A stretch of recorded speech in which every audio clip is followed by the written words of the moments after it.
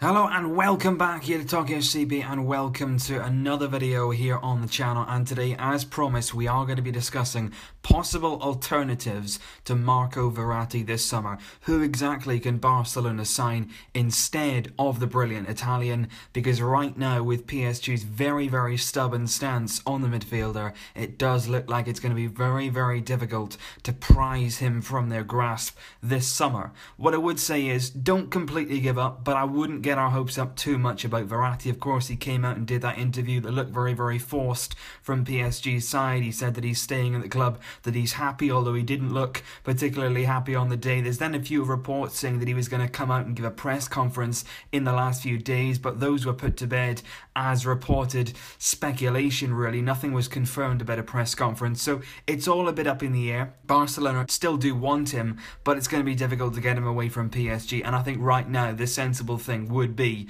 to start lining up other targets.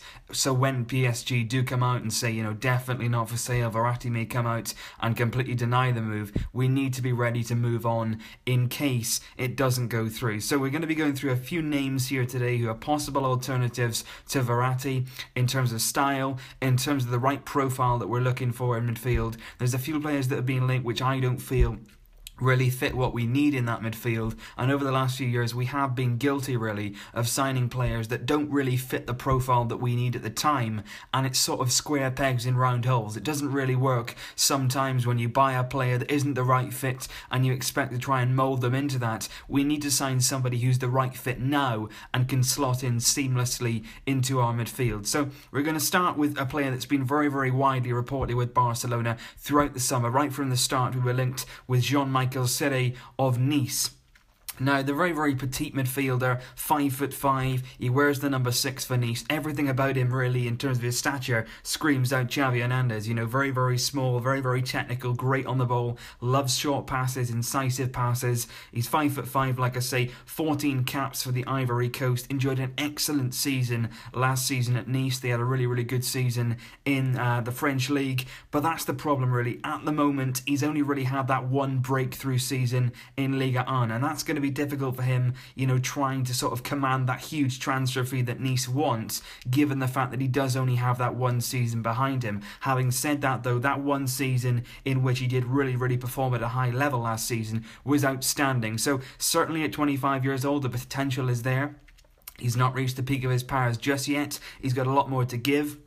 I think it's going to be interesting to see what Nice come out and say, because their coach came out about a week ago and said that Nice had already sold too many first-team players and that no more players would be leaving in this transfer window. He said that SERI would be remaining at the club, absolutely no doubt about that. So that puts a dampener on the move. What I would say, though, it's been reported that SERI does have a €40 million release clause in his contract. So if a club pays that, Nice's hand may well be forced in this transfer, and SERI apparently himself is a bit of a Barcelona fan, so that's certainly one to keep an eye on. He's got a lot of potential. He's a very good player. He's enjoyed an excellent season at Nice. Has he got what it takes to come to Barcelona and slot into that midfield under the big pressure of being at a club like this? That would be a gamble, but again, it may well be one that's worth taking.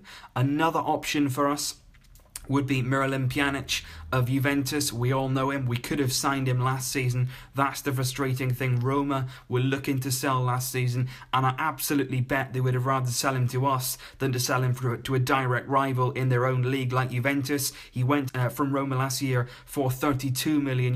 It's now expected if we wanted to sign him from Juventus this summer, we would be paying €50+ million.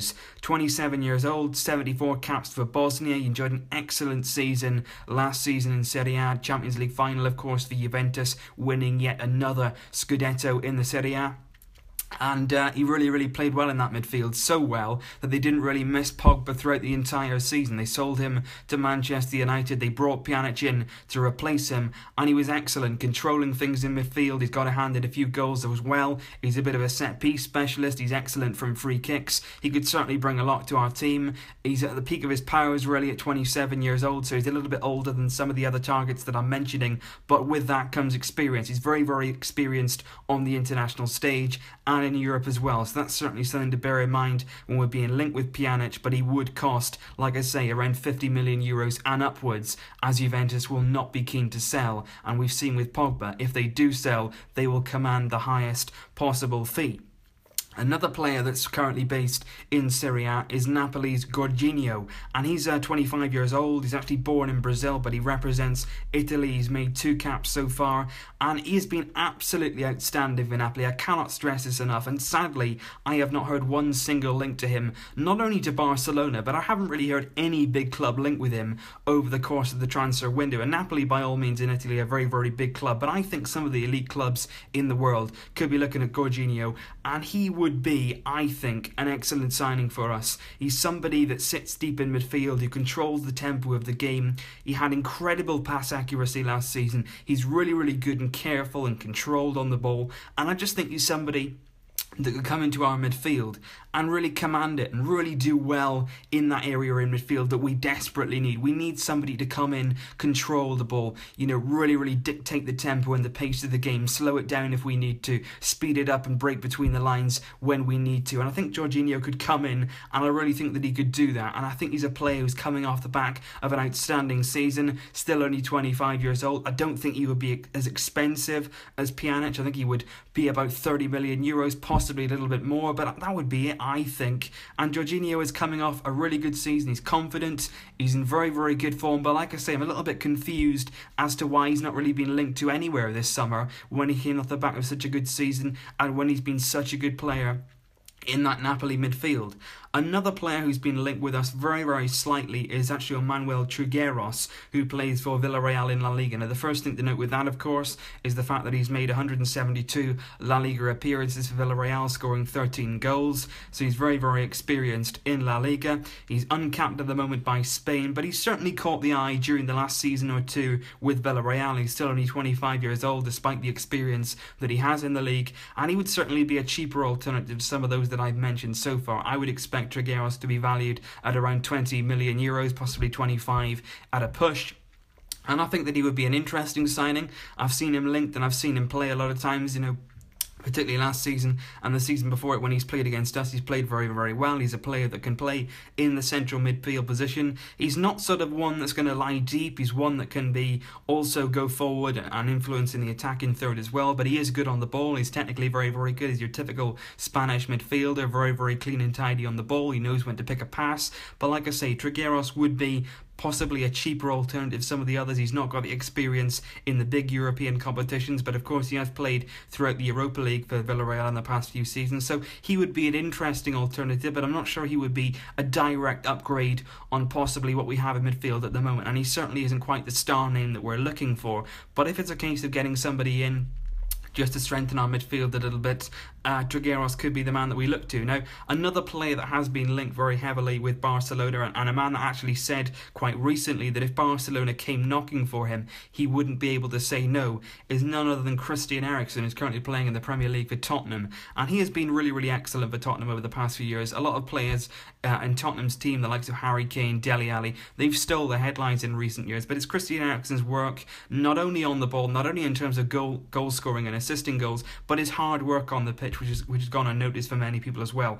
He's 25 years old, like many of the other targets. A lot of these guys are 25 years old. He's got 69 caps for Denmark, scoring 14 goals in that time, and he's made 134 appearances in the Premier League for Tottenham, scoring 31 goals in the process. Him, like Pjanic, is another player that's very, very good from set pieces, good from free kicks and dead ball situations, and he's a player that's possibly a little more attacking than some of the other players in this team. He does like to get forward, he can sometimes play behind the striker or off either wing, but I think at a push he could be pushed into our midfield and he could sort of play the role that we need, somebody to control the game a little bit more. But like I say, he is more of an attacking player, which is why I would not possibly go for him as my first target. As good a player as he is, I'm not really sure that he's going to play that midfield next to sort of Busquets, a little more advanced than that in the pitch, but sort of not as attacking as somebody like Iniesta, who's going to play as our more advanced midfielder. We need somebody to come in next to Iniesta, just in front of Busquets, who's going to break the lines, who's going to control the tempo, and I think Eriksen likes to be a bit more advanced than that in the pitch, where he can really do his damage. But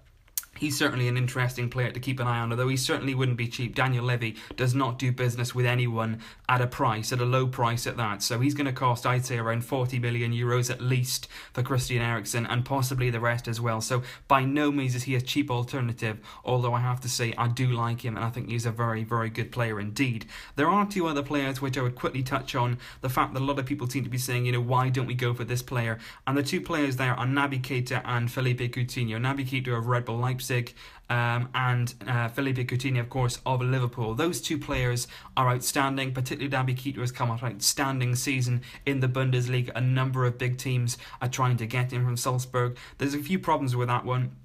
Number one, and the biggest problem for me, he's not the right profile. He is not the kind of player that we need to come into our midfield. As good as he is, he's not what we're looking for. He is a box-to-box player, somebody who's got a lot of energy in that midfield, somebody who can get from both boxes, who will work very, very hard, but he's not a player that can come in and control a game, and that's what we desperately need more than anything else at the moment. So for that reason, I wouldn't pursue him. Add to that, the Red Bull Leipzig really don't want to sell this summer. They're going to command around 70 to 80 million euros for this man anyway, so he's nearly as much as Verratti is going to be. So for that reason, we're not going to go for Keita. And I think Coutinho, I think he offered himself at the start of the season, apparently, to Barcelona at the start of the summer.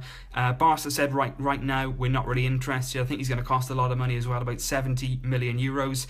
And again, I think he's the kind of player that's going to play a bit more advanced. He doesn't really want to be pinned down to a central midfield role. He wants to be in the final third, possibly coming off either wing to do his best work. So I think for that reason, Coutinho right now is not really an option. He's probably too expensive. He's pretty much happy enough at Liverpool, though of course he would join the club given the opportunity. But again, I don't think he really fits the profile we're looking for. Out of all the targets, I would go between SERI and JORGINHO. I think he's outstanding at Napoli, and I think SERI does have the quality and the potential to succeed at Barcelona, even if right now he's not got a whole wealth of experience and a lot of seasons under his belt playing at the top level. So leave your thoughts down below, guys, on what you think we should do if Verratti doesn't join this summer. Should we go out and sign one of these players? Do you have anyone else in mind that could come in and make an impact for us? Or should we stick as we are? Are we good enough without signing a midfielder this summer? Leave your thoughts down below, guys. Thanks again for all your help yesterday with my channel. The videos will be coming thick and fast now this summer. We will continue